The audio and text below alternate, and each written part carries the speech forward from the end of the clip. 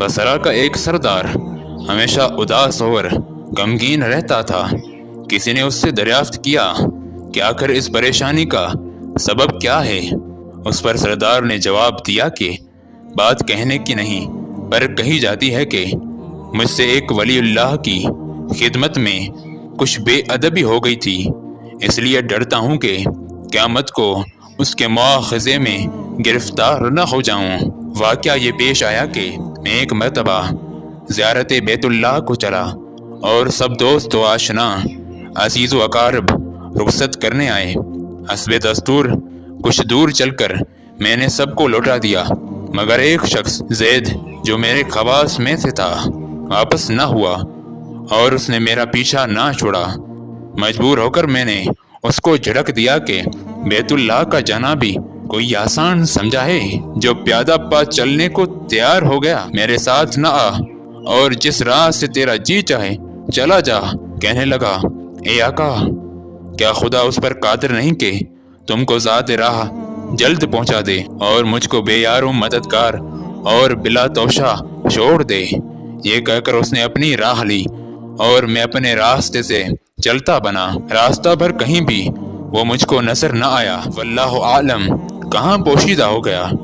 जब खुदा के फजल से मनासिक के हज से फारिग होकर मैं मदीना तैयबा को चला तो क्या देखता हूँ कि ज़ैद आ गया और अस्सलामु अलैकुम कहकर मेरे पास बैठ गया। मैंने हैरत से पूछा कि हज कराया? कहा हाँ। फिर मैंने ज़रफ़न कहा, हज की सनद भी मिली?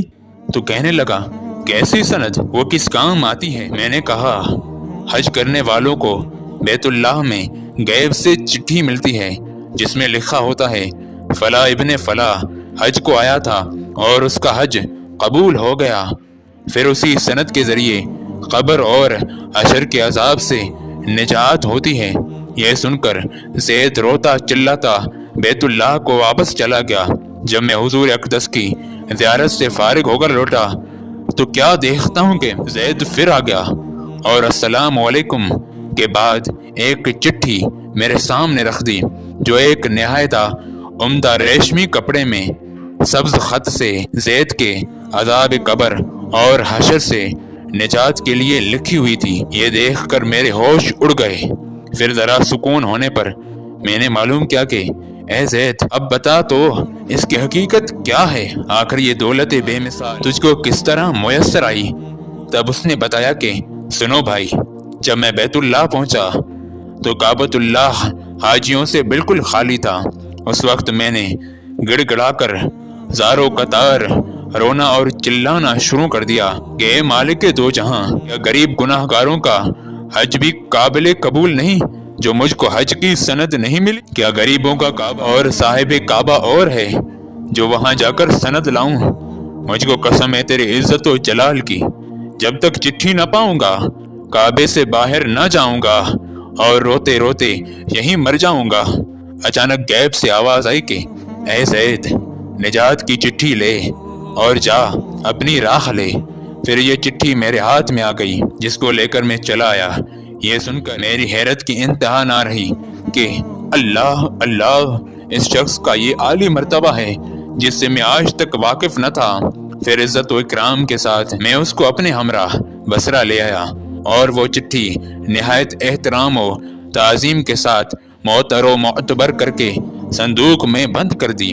जब कभी भी जी चाहता तो कमाल अदब व एहतराम से निकाल कर उसकी ज़ियारत कर लेता, चूमता और आंखों से लगाता था और फिर महफूज कर देता। इत्तफाकन में कहीं सफ़र में था कि मेरे पीछे ज़ैद का विसाल हो गया। जब मैं वापस आया तो इस खबर से मेरे रंजो खल्क की इंतहा ना रही कि अफसोस, मैं से वली की तजहीज़ व तखफीन में भी शरीक न हो सका। फिर अचानक मुझको वो चिट्ठी याद आई जो मेरे संदूक में महफूज थी। अब तो मैं और भी बेताब हो गया और अपने ऊपर अफसोस करने लगा कि सफ़र को जाते वक्त मैंने वो चिट्ठी ज़ैद को क्यों ना दी। फिर अपना मोहरशुदा संदूक मंगा कर देखा जो उसी तरह बामोहर बंद था। जब मैंने खोला तो उसमें चिट्ठी न पाई। अब तो मेरे गमो आलम का कुछ ठिकाना ना रहा और एक हशर का आलम बर्पा हो गया। ज़ारो कतार रोने लगा और रोते रोते सो गया। کیا دیکھتا ہوں کہ طرح طرح کی بچھی ہوئی جنت میں زید سر پر ایک تاج رکھے ہوئے زرق برق لباس میں تخت جواہر پر جلوہ افروز ہے اور اس کے چاروں طرف حوروں کے جمگٹے ہیں۔ میں نے قریب جا کر سلام کیا تو اس نے کہا، اے آقا، اس قدر پریشان کیوں ہو؟ میں نے کہا، مجھے یاد نہیں وہ چٹھی تو نے مجھے دی تھی۔ کہنے لگا، وہ تو یہ موجود ہے اور اس کی بدولت یہ دولت و عظمت مجھ کو حاصل ہوئی۔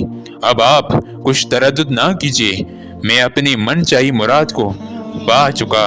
سبحان اللہ۔ جو شخص رزق و غذا کی بے احترامی کرتا ہے، کھانا سامنے پڑا ہو اور وہ دوسرے کاموں میں مصروف ہو، اور حد سے زیادہ کھانا لینا اور بعد میں اسے ضائع کرنے سے رزق و روزی میں بے برکتی آ جاتی ہے اور پھر غریبی و تنگ دستی کا سامنا کرنا پڑتا ہے، تو حتی الامکان اس فعل سے بچیں۔ اللہ پاک آپ کے رزق میں برکت عطا فرمائے گا۔ جو دل کے اچھے ہوتے ہیں، دماغ والے ان کا بڑا فائدہ اٹھاتے ہیں، اور طاقت کے نشے میں مبتلا لوگ کبھی بھی بہک سکتے ہیں، لہذا دوری بنائے رکھنے میں ہی عافیت ہے۔ موجودہ دور کا یہ وتیرہ ہے، یہاں پر ہر کوئی آپ کو یہ بتائے گا کہ آپ کی ذمہ داری کیا ہے، مگر اسے اپنی ذمہ داری کا پتہ ہوگا نہ احساس۔ الف سنو جی، کیونکہ الف ہی عشق کے حق ہے۔